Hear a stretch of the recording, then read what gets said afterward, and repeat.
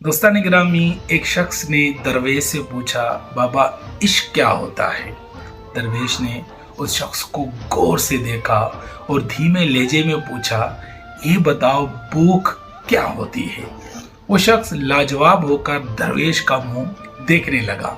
फिर दरवेश ने कहा, जिसे कभी भूख लगी ही न हो उसे कोई कैसे समझा सकता है कि भूख क्या है? उसका तो अंदर भूख भूख का व्यर्थ करता है। इतना कहकर दरवेश गहरी सोच में डूब गया। फिर आहिस्ता से बोला, बाबू भूख न हो तो खाना भी बोझ बन जाता है और इंसान पहली फुर्सत में उससे जान छुड़ा लेता है। अल्लाह ताला और उसके प्यारे महबूब सल्लल्लाहु अलैहि वसल्लम से मोहब्बत न हो तो फराइज और सुन्नतें एक बोझ बन जाते हैं, जिनसे आग की डर की वजह से तो इंसान अहदा बरा होता है।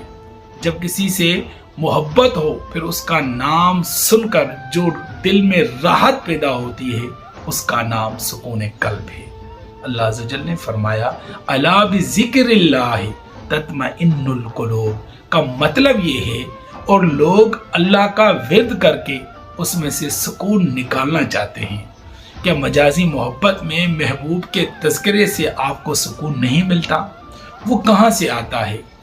उसी कुएं से अल्लाह वाला सुकून भी मिलता है, मगर शर्त प्यार की है। और जब प्यार हो जाए और वो असली वाला प्यार हो तो महबूब के रस्ते की तकलीफें भी सुकून देती हैं।